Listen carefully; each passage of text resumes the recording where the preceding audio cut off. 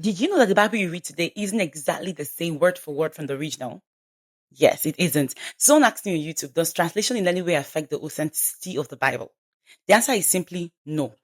Translation does not affect the authenticity of the Bible because in translation, what we try to do or what we have is that meanings are conferred from one language to another language.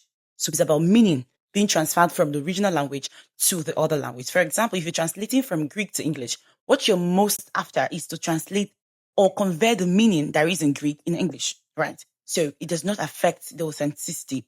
However, sometimes it can affect the way words are expressed. There are a couple of reasons why it is so. First of all, there's a factor that has to do with cultural differences. Now, in some cultures, words have deeper meanings, right? And such deeper meanings are not available in the new culture, right? For example, the word love in English has a lot of meaning in Greek. You have agape, you have philia, and the rest of it. But English is simply love.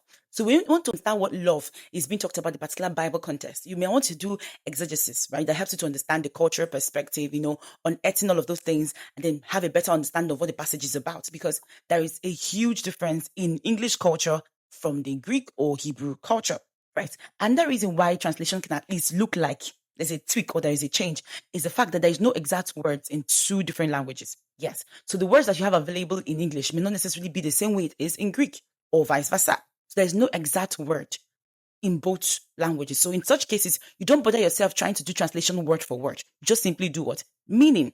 Then another reason is this sentence structure. Yes. Now, sentence structure is actually a big issue. Grammatical arrangement. Now, the way words or the way a sentence can be written in a particular language might be different, right, with the way the words can be arranged for a sentence in a different language. So you have an issue of cultural difference, you have an issue of not having exact words in two languages, have an issue of grammatical structure. Now, all of these things can affect how the words can be written in the new language. However, does not impact on the meaning. Yes.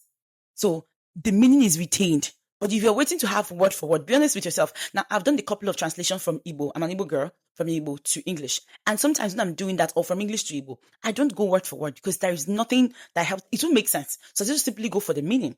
And it usually turns out very well. So in translation, biblical translation, maybe I can do a longer video on this. This is just a short video, but in biblical translation, we're not necessarily going for word, we're going for meaning.